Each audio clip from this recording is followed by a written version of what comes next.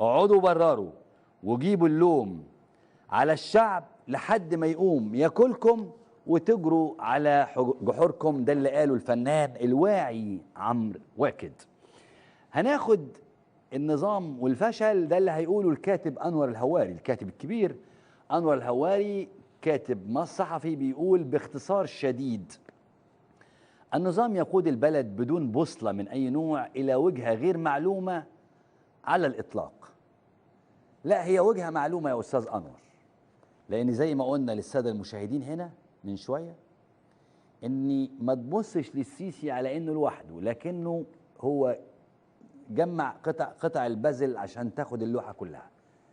هو وديها لجهة معلومة، هو عارف كما قال الكاتب الدكتور نبيل الفولي إنه هو جزء من مخطط إقليمي عشان مصر دي تبقى في الحضيض الأسفل أو في الدرك الأسفل.